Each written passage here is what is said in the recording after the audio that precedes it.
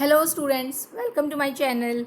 तो हम डिस्कस कर रहे थे इम्पोर्टेंट क्वेश्चन हर सब्जेक्ट के बीएड सेकेंड ईयर के, जिसमें कि जो फोर्थ पेपर है उसका पार्ट ए हम डिस्कस कर चुके हैं। पेपर 4 भी डिस्कस करने वाले हैं हम, जिसका नाम आप अपनी स्क्रीन पर देख पा रहे होंगे, अंडरस्टैंडिंग डिसिप्लिन्स एंड सब्जेक्ट्स। तो इसके 20 क्वेश्चन डिस्कस करने जा रहे हैं हम कि कौन कौन से क्वेश्चन है जो इम्पोर्टेंट है एग्ज़ाम पॉइंट ऑफ व्यू से। और मैं साथ साथ आप लोगों को ये भी बताते हुए चल रही हूँ कि सीटेट के लिए क्या क्या इंपॉर्टेंट है। सो question number 1 is what do you mean bye academic disciplines, also explain it's characteristics. Question number 2 is what do you mean bye interdisciplinary approach, discuss the characteristics, need and importance of interdisciplinary approach. Next, question number 3 is what do you mean by multidisciplinary approach, discuss the characteristics, need and importance of multidisciplinary approach. Question number 4 is what do you mean by transdisciplinary approach. मैं आप लोगों को बता देती हूँ यहाँ पे जो इंटरडिसिप्लिनरी, मल्टीडिसिप्लिनरी और ट्रांसडिसिप्लिनरी अप्रोच है, इनसे एक क्वेश्चन तो आएगा ही आएगा, इनको तो छोड़ना ही नहीं है आपको। Question number 5 is what do you understand by cross disciplinary approach. Question number 6 is education as a socially contrived system, discuss it, explain in detail the different factors affecting it. Question number 7 is monitoring and evaluation are helpful in the development of school. Explain it. आगे बढ़ते हैं। Question number 8 is differentiate between the curriculum and syllabus.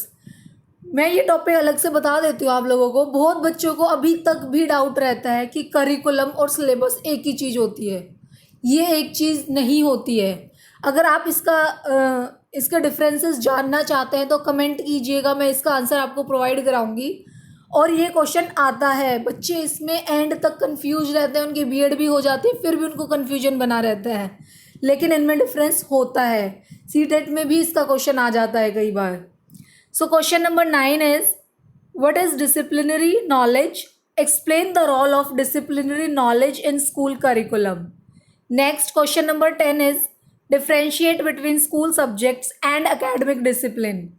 Question number 11 is what criteria do you suggest from selection of textbook as source of knowledge? Explain.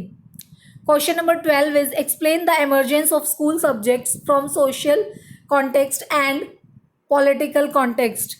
Question number 13 is describe the nature and types of discipline. Discuss about the emergence of discipline from philosophical context. Question number 14 is explain the role of different agencies in designing the syllabus at state level and national level. आगे बढ़ते हैं। Question number 15 is explain the role of different agencies in participation of textbooks at state level and national level. Question number 16 is what are the main principles of curriculum construction under National Curriculum Framework 2005? NCF 2005 से जहाँ भी question आए, आपको NCF दिख गया अगर लिखा हुआ, उस टॉपिक को आपको कभी नहीं छोड़ना है। अगर आप टीचिंग लाइन से जुड़े हुए हैं, आप कोई भी टीचिंग के लिए कोई कोर्स कर रहे हैं, बीएड कर रहे हैं, जेबीटी कर रहे हैं, एमएड कर रहे हैं, या फिर आप कोई टेट एग्ज़ाम दे रहे हैं, सीटेट हो गया, एचटेट हो गया, एमपी टेट, यूपी टेट, या फिर आप कोई जॉब के लिए एग्ज़ाम दे रहे हैं जैसे KVS, DSSB, इन सब का, तो इस टॉपिक से क्वेश्चन आते हैं। बहुत इंपॉर्टेंट टॉपिक है, बहुत प्रैक्टिकल और बहुत अच्छे क्वेश्चंस बनते हैं इस टॉपिक से। तो ये तो आपको पढ़ना ही पढ़ना है, आपको बीएड के लिए भी और एग्ज़ाम्स, अलग टेट एग्ज़ाम्स के लिए भी। नेक्स्ट है question number 17 what is idealism. यहाँ पे आइडियलिज्म की जगह रियलिज्म भी पूछ सकते हैं, नेचुरलिज्म भी और प्रैग्मेटिज्म भी। इसका क्वेश्चन भी इन चारों में से एक क्वेश्चन ज़रूर आता है एग्ज़ाम के अंदर। मेरे एग्ज़ाम के टाइम भी आया था, बहुत अच्छे क्वेश्चन बनते हैं इनसे भी। तो 17 को आप अलग से टिक कर लीजिएगा, मोस्ट इम्पॉर्टेंट है ये। इम्पोर्टेंट तो सारे ही हैं, ये 20 क्वेश्चन सारे ही ज़रूरी हैं, बट मैं जिनको अलग से मेंशन कर रही हूँ उनको तो छोड़ मत देना बिल्कुल।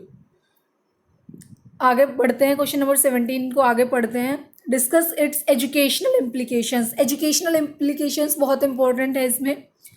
Question number 18 is knowledge and curriculum, इसका डायरेक्ट क्वेश्चन आ जाता है। Question number 19 is what do you mean bye support system of education, explain the transparency and accountability role of state and national government in monitoring of schools. Question number 20 is discuss educational philosophy of Mahatma Gandhi, Vivekananda and Tagore etc. तो question number 17 और 20 ये बहुत अच्छे topics हैं, ये आप ज़रूर कीजिएगा. आगे बचा है अभी एक नोट मैंने दिया हुआ है. Most important main 3 questions for MDU students जो महर्षि दयानंद यूनिवर्सिटी रोहतक के अंदर है. अगर कोई बच्चा उसके अंडर कर रहा है बीएड तो इन टॉपिक्स को तो ज़रूर करके जाना. फर्स्ट है एकेडमिक डिसिप्लिन का कॉन्सेप्ट है, उसके अंदर जो भी टॉपिक्स आते हैं वो बिल्कुल मत छोड़ना आप लोग. सेकंड है इंटर एंड मल्टी डिसिप्लिनरी, इससे डायरेक्ट क्वेश्चन आता है. Next question number 3 is social contract वाला क्वेश्चन जो है हमारा क्वेश्चन नंबर 6. मैं आप लोगों को दिखा देती हूँ, ये रहा क्वेश्चन नंबर 6. तो ये बहुत इम्पोर्टेंट क्वेश्चन है. तो ये थे आपके 20 इम्पोर्टेंट क्वेश्चंस आपकी book understanding disciplines and subject से. अगर इन क्वेश्चंस के रिगार्डिंग आपको कोई भी डाउट है, इनके आपको सॉल्यूशन नहीं मिल रहे हैं या कोई कॉन्सेप्ट आपको समझ नहीं आ रहा है या कि कोई बुक के अंदर अच्छी लैंग्वेज में नहीं, आपको इजी लैंग्वेज वाला आंसर चाहिए विद अंडरस्टैंडिंग, तो आप मुझे कमेंट कीजिएगा, मैं आपको प्रोवाइड कराऊंगी. Thank you.